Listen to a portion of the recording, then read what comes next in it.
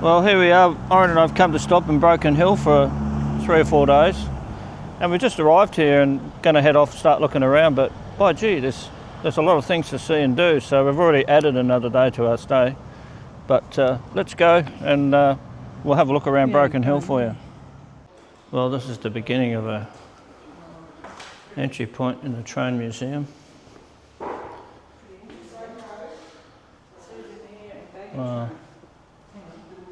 Parcels office. Parcels office. Oh, I don't know if there's people in there. What, you can come through? Oh, okay. Oh, good on you. Yeah, all over here. You can have all the old tickets and all that sort of stuff. Oh, sweet. Still originally there. Thanks. Wow, from one of the old days, eh? Yep. That's incredible, isn't it? How are you, folks? I just saw your brother on it out there. Wow. Yeah, that's the old ticket box. It was a busy station, you can see by the number of ticket windows. Yeah. You could even buy a ticket to the racecourse here and go out into the grandstand area of the Broken Hill Racecourse from Sulphide Street. Yeah, nice. They used to run trains out there one time.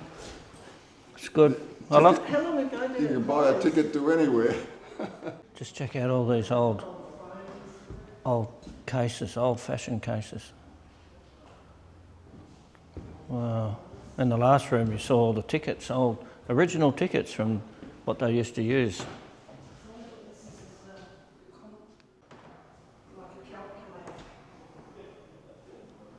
All the old uniforms, the little flags they used to wave at the trains to let them go and stop. And so here's a little idea of what a mine looks like in Broken Hill. And Broken Hill's primarily zinc and silver mining here. There could be other things, but I haven't done enough research yet. And as you can see, it in and out. When you started work every day, you'd put your card in there, and you put your card in there, and when you're finished, you take it out and put it in there, and that tells them that you've come out of the mine and that you've gone home. Wow, look at this old beauty. That's just nuts. Oh, runs on the railway down there. You see railway wheels. Gosh. No steering wheel, of course.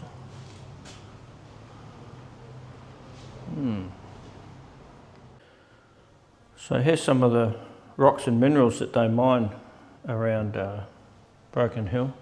Obviously there's a lot more here than I realise.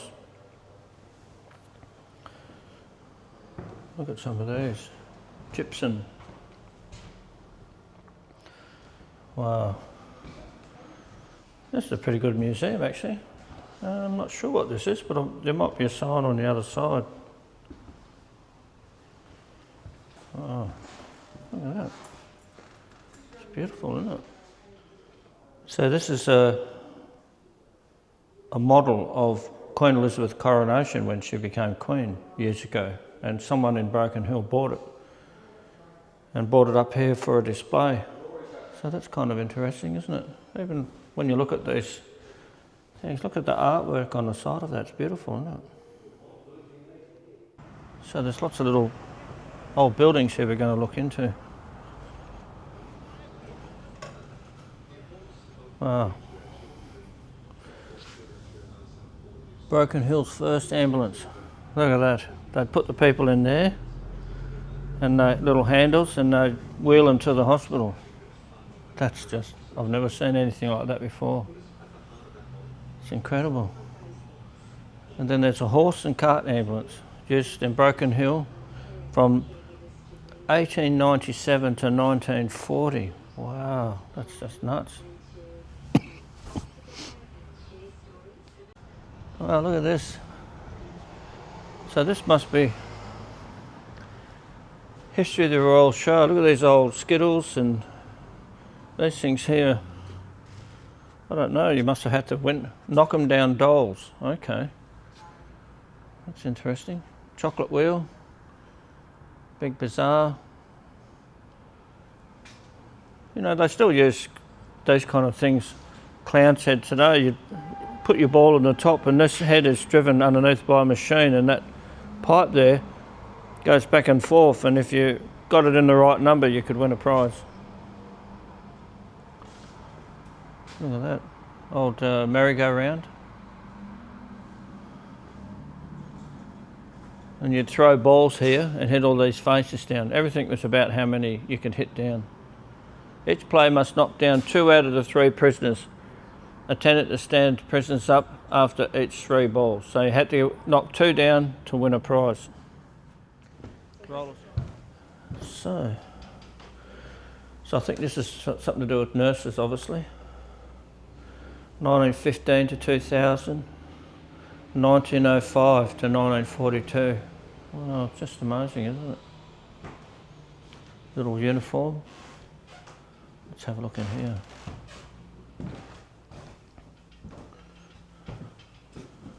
You're the cleaner, eh? For now, yeah. Yeah, good for you.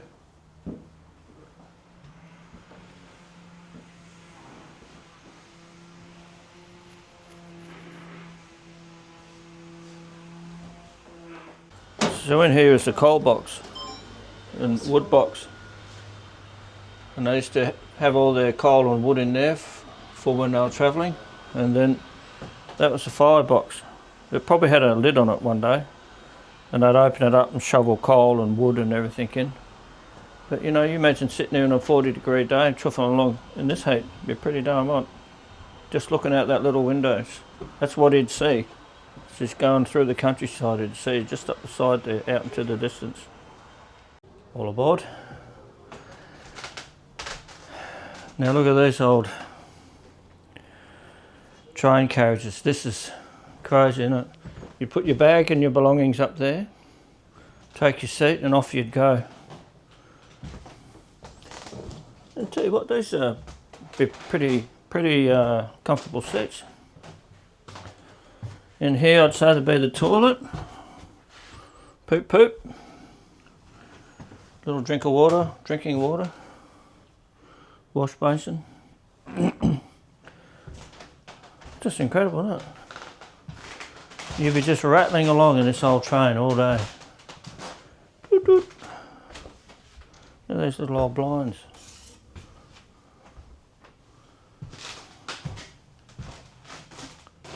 Close. That was your seat number. Then it would have been on your ticket. Sat down one of those seats. I'll tell you what, they're surprisingly quite comfortable. And wouldn't have been too bad. Talk to the people opposite you. Just a little bit of detail. Got a little ashtray here. Not sure what they do. I'd say they could have been a bottle opener. They'd probably come along and sell you cool drinks and things. So this one's similar. So it's possible to remain in this compartment without. Maybe they stored baggage here or something, but it was the reason why you couldn't sit in here. Look at that beautiful old light for a train. Who's this guy? Brookfield. And he was Mr. Brookfield, Yorkshire man, arrived in Australia 1890s and agitated for better conditions for the working man. He was a socialist that became a union leader during the BHP lockout of 1916.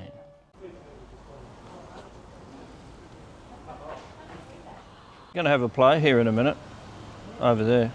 So we're going to stand in the background, watch and see what the play's about. It'll just be a story about an event or something that happened here at this Broken Hill, Sulphide Street train station. So let's go. Yep. Well, my name is Station Master Brian Bradley, and I'd like to invite you to step back in time with me, just for a short time, back to April of 1921. And I'd like to welcome you along to the Sulphide Street Railway Station. However, it is my sad duty to inform you that today's scheduled train service to Adelaide has been delayed.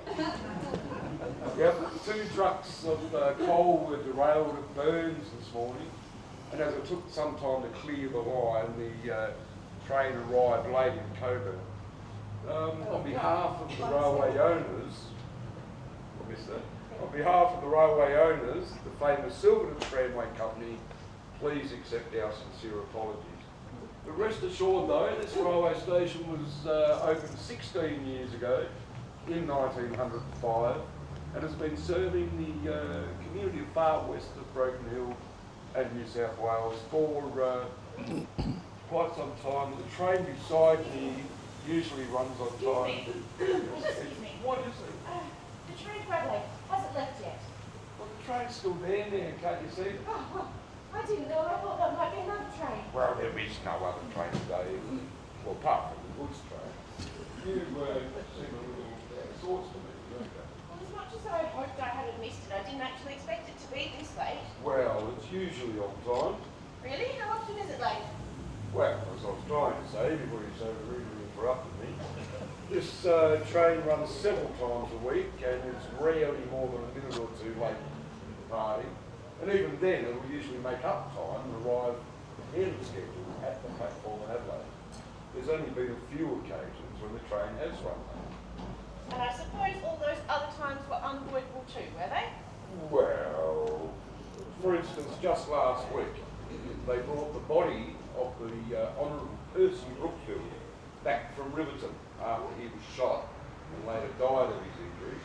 Yeah, the train service was delayed. Terrible business, that. Yeah. It's lucky that young policeman, oh, what was his name?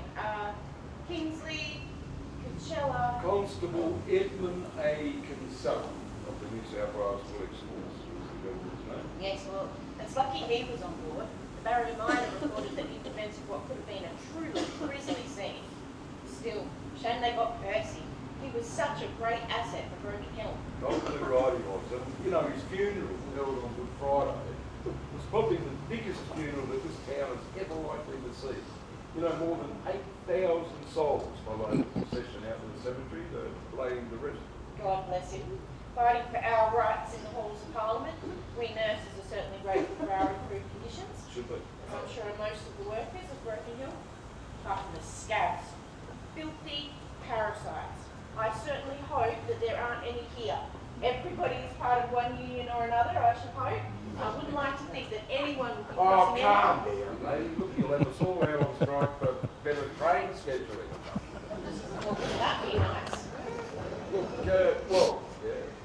But anyway, look, they took Percy's body through those doors just down there, into the luggage room, and then down to the freight hall on the next floor. Ooh, those doors could talk. Imagine what they'd say.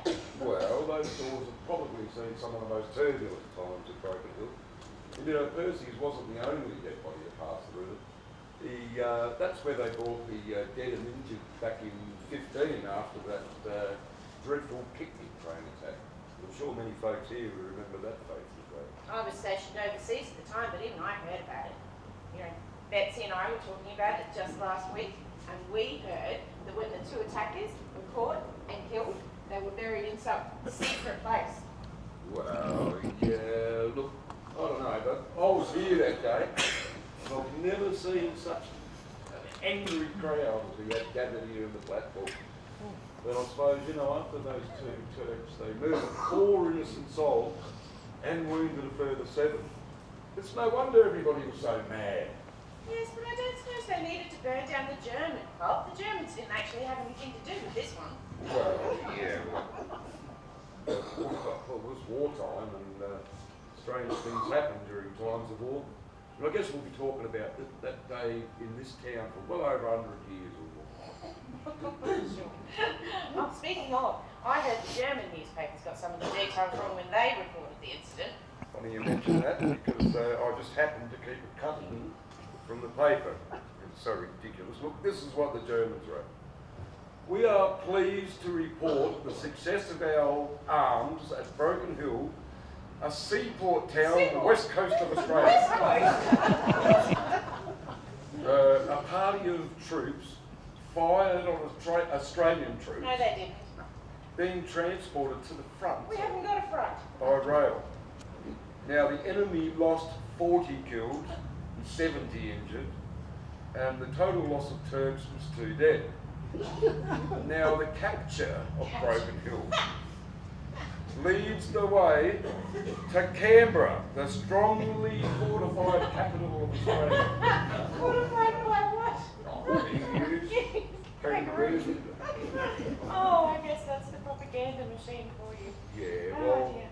you know, wartime was probably the only other time that the trains ran late. You know, every brave broken hill boy that fought for their country during the war left from this very station, and sadly, many of them did not return. I can attest to the atrocities firsthand. I was part of the Australian Army Nursing Division, you know. I too left from this platform when I was posted to Egypt. Well, thank you for your service, and I'm sure without all the brave nurses like yourself, so many more souls would have perished on those battlefields. Still, it was a great adventure though. You know, more than 2,000 Australian nurses joined the Australian Army Nursing Division. Of course, there would have been a few less had some of the married women not signed up using their maiden names or lied about their ages. Yeah, well, you know, you only have to read some of the stories printed in the Barrier Minor from the brave soldiers who fought in the war, and hear some of the tales from the local nurses, just to get some kind of idea of what they must have went through. You know, after all, the paper is the only way that you can stay up to date with everything that's happening. Well, of course it is.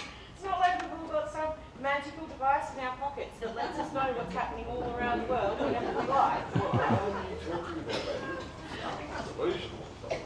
Look, you'll get all the news you need from the Barrier Daily Truth, printed first thing every morning, and the Barrier Minor, publishing 3 editions daily at 1 p.m, 3 p.m, and 6 p.m. Well, I don't know why such a device should get any use, should it exist. Still, this is all rather dreary. Don't you have some good news for us?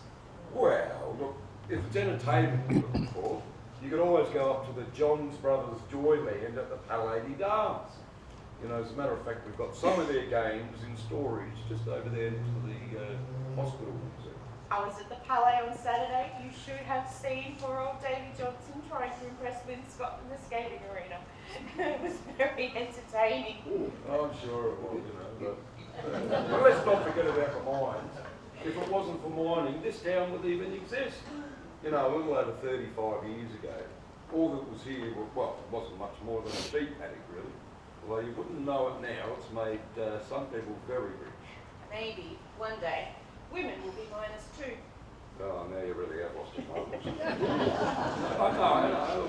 I suppose, in fairness though, if one day in the future, if they could build rocket ships that could fly to the moon and they coated the spacecraft with local minerals, then I guess maybe women might have been miners too. Absolutely. And I bet they'd make a museum exhibit about it in the men's waiting room. Speaking of waiting rooms, I rather need facilities. Could you remind me where they are, please? Well, good point. And that goes for all the people stranded here this morning. Look, the new modern toilets can be found up the end of the platform there. Blue sign on it. Modern toilets, look, and they're real flushing ones, ladies and gentlemen. Look, I'm sorry about this intrusion. What I've been trying to say is that today's delay is unfortunate, and in the meantime though, the kind folks here at the Silverton Tramway Company have given permission for all stranded guests to explore the grounds at your own risk, of course. And on the back of today's Barrier Daily Truth Minor, you'll find a map which will show you all the points of interest around the grounds. Now, if for some reason the train cannot depart at all, well, don't panic, because all passengers will be escorted by coach to the Crystal Street railway station, where the Indian Pacific passenger train just happens to be passing.